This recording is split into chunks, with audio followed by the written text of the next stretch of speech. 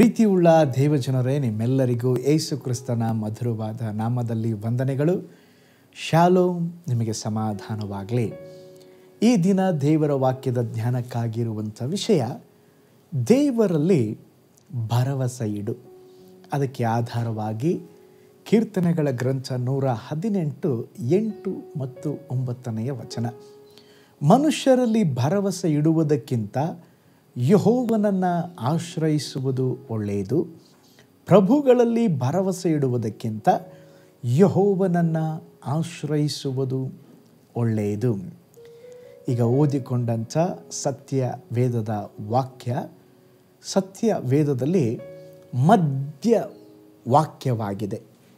ಅಂದರೆ ಬೈಬಲಲ್ಲಿ ಒಂದು ಸೆಂಟರ್ ಆಗಿ ಇರುವಂಥ ಒಂದು ವಾಕ್ಯ ಭಾಗ. ದೇವರು ಈ ವಾಕ್ಯ ಭಾಗದಲ್ಲಿ ಹೇಳುತ್ತಾ ಇದ್ದಾರೆ. ಏನಂತ ಹೇಳಿದ್ರೆ, ಮನುಷ್ಯರಲ್ಲಿ ಭರವಸೆ ಇಡಬೇಡ್ರಿ, ಪ್ರಭುಗಳಲ್ಲಿ ಭರವಸೆ ಇಡಬೇಡ್ರಿ. ಮತ್ತು ಹಾಗಾದರೆ ಯಾರಲ್ಲಿ ಭರವಸೆ ಇಡಬೇಕು? ವಾಕ್ಯ ಭಾಗದಲ್ಲಿ ಹೇಳ್ತದೆ, ನಾವು ದೇವರಲ್ಲಿ ಭರವಸೆ ಇಡಬೇಕಂತೆ. ನಾವು ಮನುಷ್ಯರಲ್ಲಿ ಭರವಸೆ ಇಟ್ಟರೆ ನಿರುತ್ಸಾಹ ಉಂಟಾಗತ್ತೆ. ದೇವರಲ್ಲಿ ಭರವಸೆ ಇಟ್ಟರೆ ನಿರೀಕ್ಷೆ ಉಂಟಾಗತ್ತೆ. ಮನುಷ್ಯನ ಮೇಲೆ ನಾವು ಭರವಸೆ ಇಟ್ಟರೆ ಅವನು ಬದಲಾಗ್ತಾನ್ರಿ. ಆದರೆ ದೇವರು ಬದಲಾಗುವುದಿಲ್ಲ. ಮನುಷ್ಯರು ವಿಫಲರಾಗ್ತಾರೆ, ದೇವರು ವಿಫಲನಾಗುವುದಿಲ್ಲ. ಮನುಷ್ಯನು ಸುಳ್ಳು ಹೇಳುತ್ತಾನೆ, ದೇವರು ಸುಳ್ಳು ಹೇಳುವುದಿಲ್ಲ.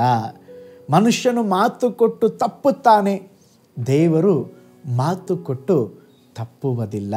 ಅದಕ್ಕೆ ಕೀರ್ತನೆಗಾರನು ಹೇಳುತ್ತಾನೆ, ಮನುಷ್ಯರಲ್ಲಿ ಭರವಸೆ ಇಡುವುದಕ್ಕಿಂತ ದೇವರಲ್ಲಿ ಭರವಸೆ ಇಡುವುದು ಉತ್ತಮ.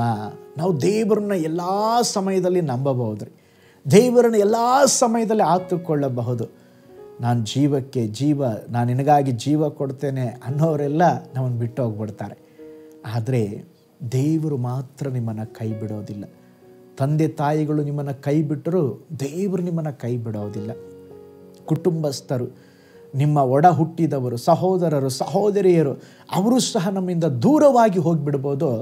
ದೇವರು ನಮ್ಮನ್ನು ಬಿಟ್ಟು ಅಗಲುವುದೇ ಇಲ್ಲ. ಅವರು ಒಳ್ಳೆಯ ದೇವರು. ಅವರ ಮೇಲೆ ನಾವು ಭರವಸೆ ಇಡಬೇಕು. ಒಂದು ಉದಾಹರಣೆಯನ್ನು ಹೇಳ್ತೇನೆ ರೀ. ಒಬ್ಬ ಅರಸನು ಹಲವು ವರ್ಷಗಳ ಕಾಲ ರಾಜ್ಯಾಡಳಿತ ಮಾಡುತ್ತಾ ಇದ್ದನು. ಆತನ ಅರಮನೆಯ ಮುಂದೆ 2 ಭಿಕ್ಷುಕರು ಯಾವಾಗಲೂ ಭಿಕ್ಷೆ ಬೇಡುತ್ತಾ ಇದ್ದರು. ಅರಸನು ಕುದುರೆ ಸವಾರಿಗೆ ಹೋಗುವಾಗೆಲ್ಲ ಆ 2 ಭಿಕ್ಷುಕರಲ್ಲಿ ಒಬ್ಬ ಭಿಕ್ಷುಕ ಹೇಳುತ್ತಾ ಇದ್ದ, ಅರಸನಲ್ಲಿ ಭರವಸೆ ಇಡುವವನು ಭಾಗ್ಯವಂತನು. ಇನ್ನೊಬ್ಬ ಭಿಕ್ಷುಕ ಹೇಳುತ್ತಾ ಇದ್ದ, ದೇವರಲ್ಲಿ ಭರವಸೆ ಇಡುವವನು ಭಾಗ್ಯವಂತನು. ಮೊದಲನೇ ಭಿಕ್ಷುಕ ಹೇಳ್ತಾ ಇದ್ದ, ಅರಸನ ಮೇಲೆ ಭರವಸೆ ಇಡುವವನು ಭಾಗ್ಯವಂತನು. ಎರಡನೇ ಭಿಕ್ಷುಕ ಹೇಳ್ತಾ ಇದ್ದ, ದೇವರ ಮೇಲೆ ಭರವಸೆ ಇಡುವವನು ಭಾಗ್ಯವಂತನು. ಅರಸನಿಗೆ ಆ ಮೊದಲ ಭಿಕ್ಷುಕ ಹೇಳುವುದು ಬಹಳ ಇಷ್ಟ. ಯಾಕೆಂದರೆ ಅವನು ಹೇಳ್ತಾ ಇದ್ದಲ್ಲ, ಅರಸನನ್ನು ನಂಬುವವನು ಭಾಗ್ಯವಂತನು, ಅವನ ಮೇಲೆ ಭರವಸೆ ಇಡುವವನು ಭಾಗ್ಯವಂತನು. ಈ ಅರಸ ಏನು ಮಾಡ್ದ, ಒಂದು ದಿನ ಇವನಿಗೆ ಶ್ರೇಷ್ಠ ಬಹುಮಾನ ಕೊಡಬೇಕು, ಅವನ ಜೀವನವೇ ಬದಲಾಗಬೇಕು ಎಂಬುದಾಗಿ ಒಂದು ಕೇಕನ್ನು ತರಿಸಿ, ಆ ಕೇಕ್ ಒಳಗೆ ಚಿನ್ನ, ಬೆಳ್ಳಿ, ಮುತ್ತು, ವಜ್ರ ಎಲ್ಲವನ್ನ ಮರೆಯಾಗಿ ಇಟ್ಟು ಮರುದಿನ ಕುದುರೆ ಸವಾರಿಗೆ ಹೋಗುವಾಗ ಆ ಕೇಕನ್ನು ಆ ಮೊದಲನೇ ಭಿಕ್ಷುಕ ಹೇಳಿದ, ಅರಸನ ಮೇಲೆ ಭರವಸೆ ಇಡುವವನು ಭಾಗ್ಯವಂತನು ಹೇಳಿದಾಗಲೇ ಈ ಕೇಕನ್ನು ಅರಸನು ಕೊಟ್ಟ. ಎರಡನೇ ಭಿಕ್ಷುಕನಿಗೆ ಏನೂ ಕೊಡಲಿಲ್ಲ. ಆ ಕೇಕನ್ನು ತೆಗೆದುಕೊಂಡಂಥ ಮೊದಲ ಭಿಕ್ಷುಕ ಆ ಎರಡನೇ ಭಿಕ್ಷುಕನ ನೋಡಿ, ನನಗೆ ಸ್ವಲ್ಪ ಹಣದ ಅವಶ್ಯಕತೆ ಇದೆ, ಸ್ವಲ್ಪ ದುಡ್ಡು ಕೊಟ್ಟರೆ ಈ ಕೇಕನ್ನು ನಿನಗೇ ಕೊಟ್ಟು ಬಿಡ್ತೀನಿ ಎಂಬುದಾಗಿ ಹೇಳ್ದ. ಎರಡನೇ ಭಿಕ್ಷುಕನ ಹತ್ರ ಸ್ವಲ್ಪ ಹಣ ಇತ್ತು. ಆ ಹಣವನ್ನು ಕೊಟ್ಟು ಆ ಕೇಕನ್ನು ಮನೆಗೆ ತೆಗೆದುಕೊಂಡು ಹೋಗ್ತಾನೆ. ಮನೆಗೆ ತೆಗೆದುಕೊಂಡು ಹೋಗಿ ಕಟ್ ಮಾಡಿ ನೋಡಿದ್ರೆ ಒಳಗಡೆ ಚಿನ್ನ, ಬೆಳ್ಳಿ, ಮುತ್ತು, ಅನೇಕ ಬೆಲೆ ಬಾಳುವ ವಸ್ತುಗಳು ಕೇಕ್ ಒಳಗಿದ್ದವು. ಅವನು ಅದನ್ನೆಲ್ಲವನ್ನು ಮಾರಿ ನಂತರ ಭಿಕ್ಷೆ ಬೇಡಲಿಕ್ಕೆ ಬರಲೇ ಇಲ್ಲ. ಒಂದು ಸಮೃದ್ಧಿಯ ಜೀವನ ಆಯಿತು. ಮರುದಿವಸ ಮತ್ತೆ ಕುದುರೆ ಸವಾರಿಗೆ ಅರಸನ ಹೋಗ್ತಾನೆ, ಬರ್ತಾನೆ, ನೋಡ್ತಾನೆ, 2 ಭಿಕ್ಷುಕರಲ್ಲಿ ಒಬ್ಬ ಭಿಕ್ಷುಕ ಇಲ್ಲ. ಈ ಮೊದಲ ಭಿಕ್ಷುಕ ಮತ್ತೆ ಹೇಳ್ದ, ಅರಸನ ಮೇಲೆ ಭರವಸೆ ಇಡುವವನು ಭಾಗ್ಯವಂತನು.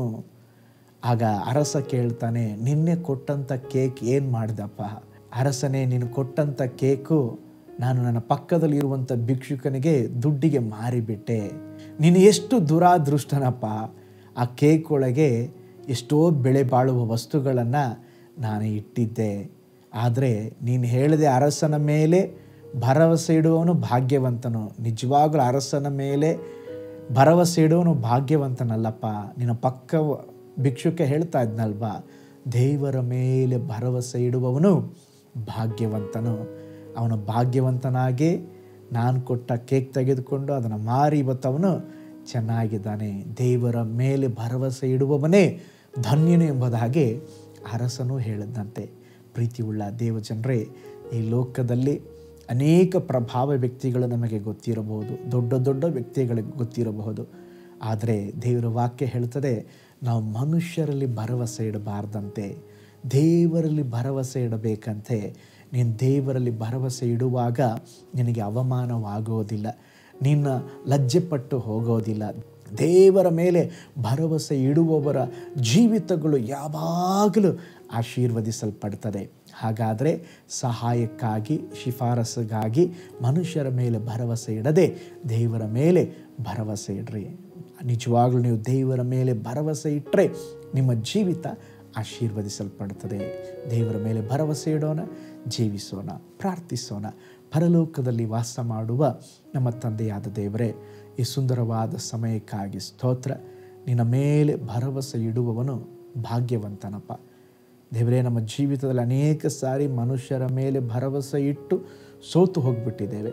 ಇವತ್ತು ನಿನ್ನ ವಚನ ಹೇಳುವ ಹಾಗೆ ಏನು ಬಂದರೂ ಏನು ನಡೆದರೂ ನಿನ್ನ ಮೇಲೆ ಭರವಸೆ ಇಟ್ಟು ಜೀವಿಸಲಿಕ್ಕೆ ನಮಗೆ ಕೃಪೆ ಕೊಡ್ರಿ. ಈ ವಾಕ್ಯವನ್ನು ಕೇಳಿಸಿಕೊಂಡ ಪ್ರತಿಯೊಬ್ಬ ದೇವ ಮಕ್ಕಳಿಗಾಗಿ, ಜನರಿಗಾಗಿ ನಾವು ಪ್ರಾರ್ಥಿಸ್ತೇವೆ. ಅವರು ಯಾವಾಗಲೂ ನಿನ್ನ ಮೇಲೆ ಭರವಸೆ ಉಳ್ಳವರಾಗಿ ಭರವಸೆ ಇಟ್ಟು ಜೀವಿಸಲಿಕ್ಕೆ ಸಹಾಯ ಮಾಡಿರಿ.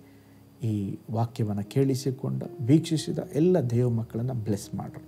ಯೇಸುವಿನ ಹೆಸರಿನಲ್ಲಿ ತಂದೆಯೇ, ಆಮೇನ್, ಆಮೇನ್. Praise the Lord. ಹಾಗಾದರೆ ಮನುಷ್ಯರ ಮೇಲೆ ಭರವಸೆ ಇಡಬೇಡ್ರಿ, ದೇವರ ಮೇಲೆ ಭರವಸೆ ಇಟ್ಟು ಜೀವಿಸ್ರಿ. ನಿಶ್ಚಯವಾಗಿ ನಿಮ್ಮ ಜೀವಿತದಲ್ಲಿ ಸಂಗತಿಗಳು ಬದಲಾಗ್ತದೆ. ಕರ್ತನು ನಿಮ್ಮನ್ನು, ನಿಮ್ಮ ಕುಟುಂಬವನ್ನು ಬ್ಲೆಸ್ ಮಾಡಲಿ. ನಾಳೆ ಮತ್ತೊಂದು ದೈನಂದಿನ ಧ್ಯಾನದಲ್ಲಿ ನಾನು ನಿಮ್ಮನ್ನು ಸಂಧಿಸ್ತೇನೆ. ನಾನು ನಿಮ್ಮ ಪ್ರೀತಿಯ ಸೇವಕ pastor Pavitra. God bless you all.